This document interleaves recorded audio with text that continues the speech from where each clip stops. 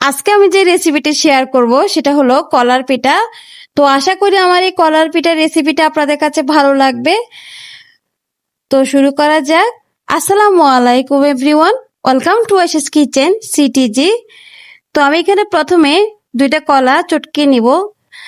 আমি জানি সবার বাসায় কম বেশি কলা থেকে থাকে, তো ওই কলাটা দিয়েই এই কলার পিঠাটা খেতে অনেক মজা হয়।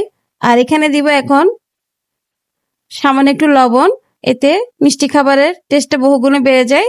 আর দেবে এখানে হাফ কাপ পরিমাণ চিনি। আমি যেই মেজারমেন্টে করছি একই মেজারমেন্টে করার চেষ্টা করবেন, তাহলে পিঠাটা খেতে অনেক মজা হবে। আর দেবে এখানে হাফ কাপ পরিমাণ নারকেল কোরানো, অবশ্যই নারকেল কোরানোটা দেওয়ার চেষ্টা করবেন, পিঠাটা খেতে ভালো লাগে। দিব এখানে আমি 1 কাপ পরিমাণ চালের গুঁড়া আর দিব হাফ কাপ পরিমাণ ময়দা, দেখতে পাচ্ছেন। এখন এখানে আমি হাফ চামচ পরিমাণ দিব বেকিং পাউডার আর দিব সামান্য একটু গুড়। এই তো খেজুরের গুড় দিয়ে দিলাম। এখন মেখে নিব পানি দিয়ে, নর্মাল তাপমাত্রায় থাকা পানি দিয়ে মেখে নিব। আর এখানে আমার প্রায় 1 কাপ পরিমাণ পানি লেগেছিল, কারো কম বা বেশি লাগতে পারে। তো দেখতে পাচ্ছেন আমি কিভাবে মেখে নিচ্ছি। তো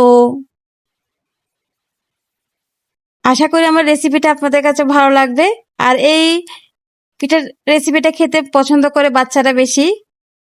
এখন এখানে আমি সামান্য একটু ঘি মেখে নিব।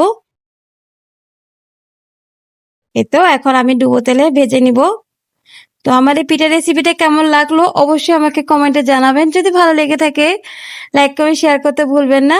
আর যারা আমার ইউটিউব চ্যানেলটিকে সাবস্ক্রাইব করেছেন তাদেরকে অসংখ্য অসংখ্য ধন্যবাদ। যারা এখনো করেননি প্লিজ আমার ইউটিউব চ্যানেলটিকে সাবস্ক্রাইব করে বেল আইকন ক্লিক করে নোটিফিকেশন অন করে রাখবেন। তো এভাবে করে আমি এক এক করে সব ভেজে নেব, দেখতে পাচ্ছেন। তো আমার এই রেসিপিটা কেমন লাগলো অবশ্যই আমাকে কমেন্টে জানাবেন। যদি ভালো লেগে থাকে লাইক কমেন্ট শেয়ার করতে ভুলবেন না। তো আজ এ পর্যন্ত, সবাই ভালো থাকবেন। আবার নতুন কোনো রেসিপি নিয়ে হাজির হব। সে পর্যন্ত সবাই ভালো থাকবেন। আল্লাহ হাফেজ।